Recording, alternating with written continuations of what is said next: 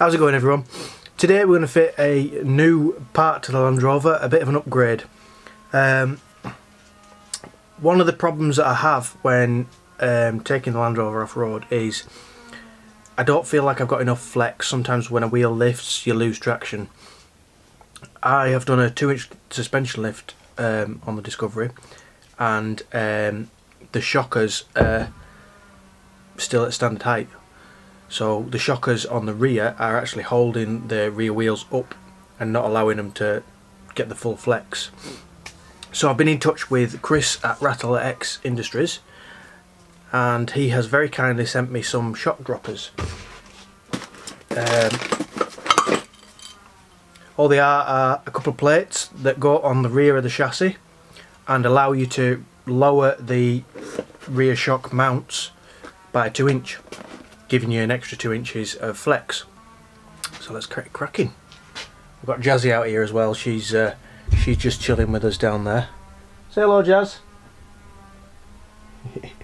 She likes being out in the sun and watching me work. Let's get cracking.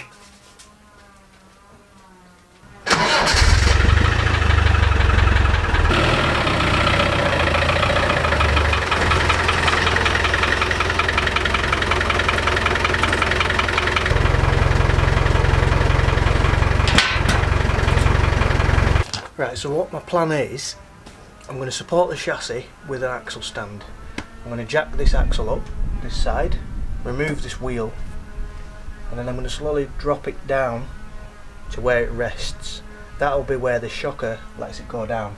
Then I'm going to measure from this wheel arch to the centre of the hub, and then what we're going to do is we're going to put the shock droppers on and jack it back up, let it back down with the shock droppers on, and see what the difference is. Should be 2 inches. Shouldn't it, Jazz? Yeah? Is that right? Have I got that right? Right, we've got all the gear. Now, just got to jack it up. The first thing I'll do is I'll loosen the wheel nuts.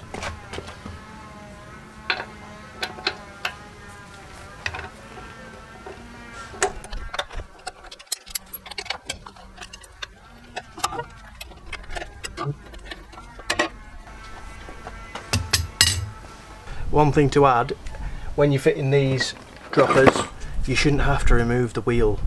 I'm only doing it just to show the amount of droop that we're going to get.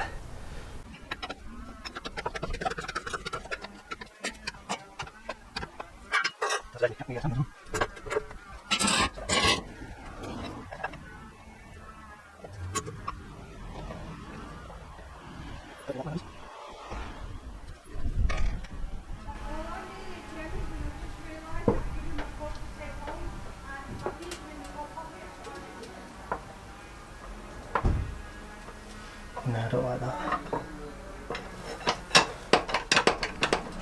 So that didn't feel really safe at all. So what I've done is I've decided that I'm going to use another ramp, and I'm going to bring the whole of the back of the car up, and then I'm just going to jack one side up and move the ramp and droop it down that way. Hopefully that should work.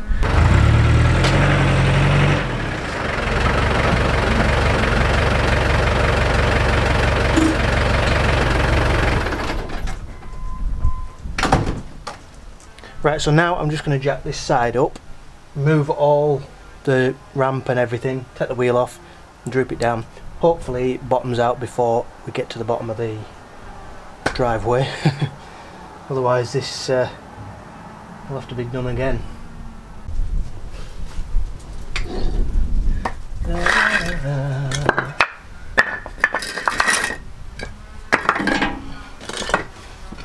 Need a high lift jack, I think. That'd be good for this job.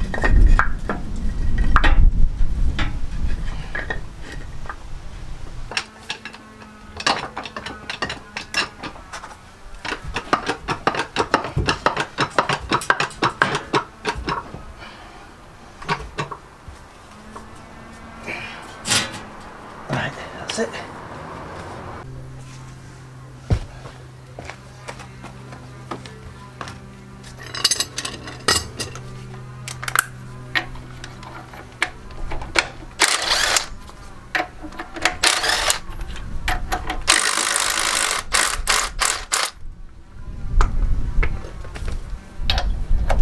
I'm also going to put the axle stand under just to make sure it's a bit of peace of mind.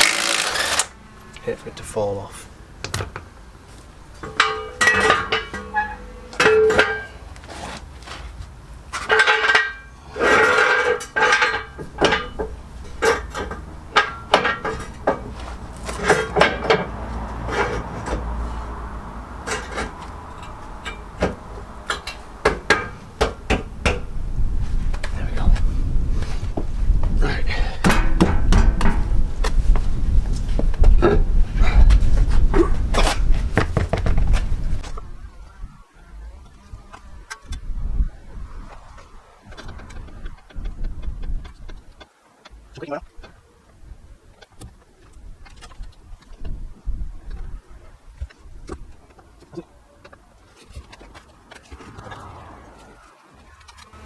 That's a shocker at full extension, that.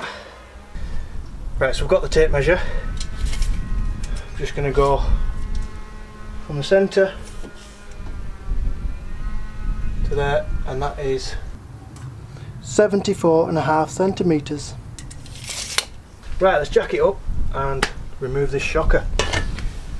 We don't need to remove the lower bolt because they're a bloody bugger to get off.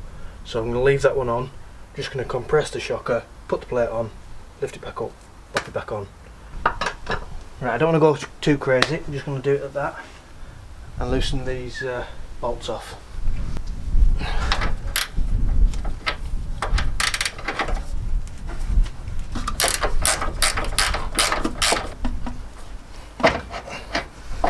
There we go.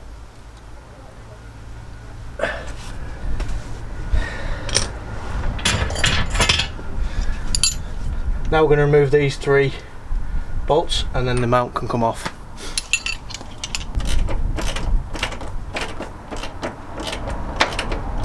Right, now that should just pull off. As easy as that. Now it's a bit easier this side because I've recently done a lot of work on this side of the chassis, doing a bit of welding, so this has already been off once or twice. Now it looks like, yeah, looks like there's new hardware with it, so these rusty old manky ones can do one. And then what we do is we mount this, a new washer on these,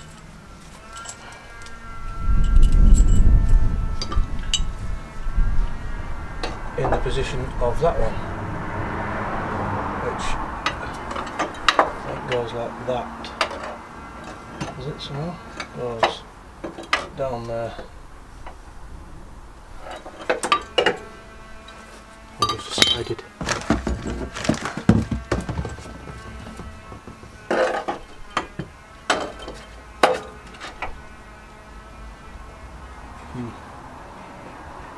We've got a bit of an issue, have we? We've got an issue. They don't fit. Okay, so I've just got off the phone with Chris from Ratel Industries. Let him know that these don't fit on the Discovery 1. He wasn't aware of it actually. Probably nobody's tried to fit these to a Discovery 1 before. So what we've come up with an idea of what we're going to do is we're just going to cut this corner off and hopefully it'll slot on and all go on accordingly. He's asked me to take a measurement of what I cut off so that he can upgrade these so they do fit in the future. Just this is where it's going to go. This is flat, and you can see with the body mount just that corner is fouling the bracket, so we're going to take that corner off and see how it goes. Get my little Sharpie out and make sure that that's all lined up. Just slot everything in the correct holes.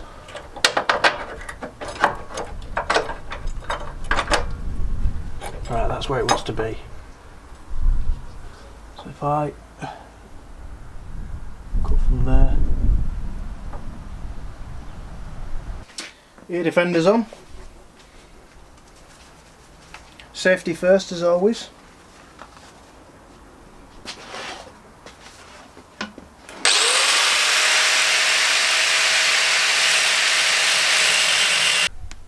So that's it chopped. I just cleaned it up. Hopefully that should work. Let's try it on the car. There we go, it's mounted now. All I've done is I've just drilled these holes out a little bit more, just to give us a little bit more wiggle room. It was just a bit tight. So then this bracket goes on like this.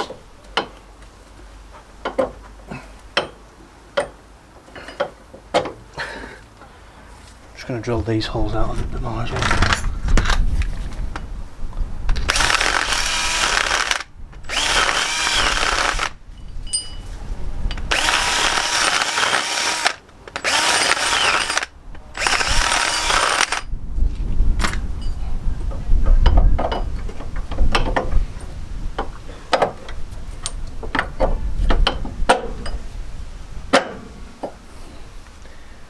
We've still got that issue. I think what I'm going to have to do is I'm going to have to trim that off as well. So I've also had to cut the bracket as well because it's still fouling, but that should fit now, like that. And then we have the bolt that goes through there. So I'm going to fasten that all up and then we'll come back to you. Right, we've finally got it on. Bit of chopping and a bit of changing, and she's on. It's all tightened up, fastened up. Had to make some cuts. I will have to take these back off again at some point in the near future because it's bare metal and they're going to need painting to prevent them from rusting. They look alright, I'm quite happy with that. It wasn't that hard a job just to chop the corners off. It's better than chopping the chassis. And yeah, you can see that the shocker is now lower down. So what we'll do now is we will release the pressure in the jack and let it droop down as far as it goes, and then measure again.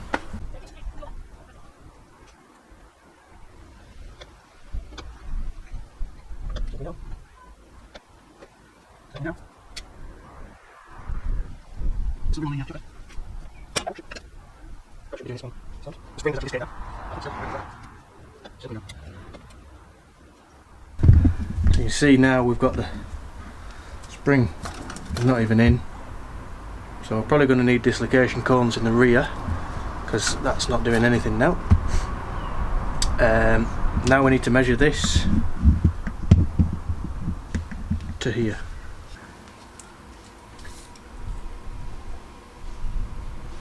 80.5. 80.5 droop.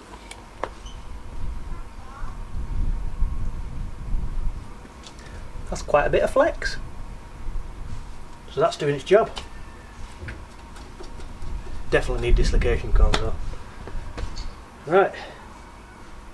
Let's get the wheel back on and then we'll do it other side.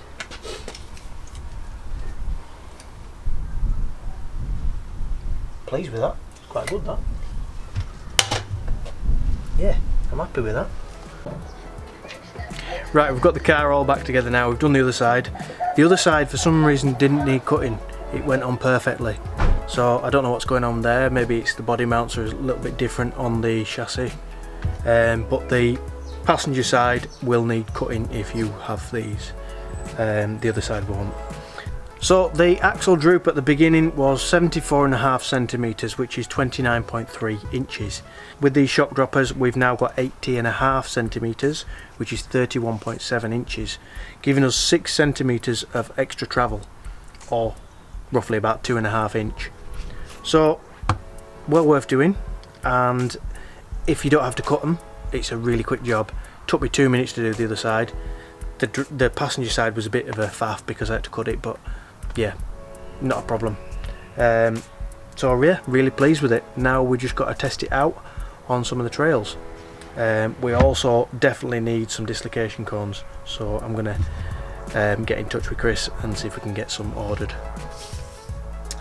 As usual, hope that you've enjoyed the video. Hope that it's been somewhat entertaining. Do the usual, subscribe, like, share, do all that kind of stuff, and we'll see you in the next one. Thanks for watching.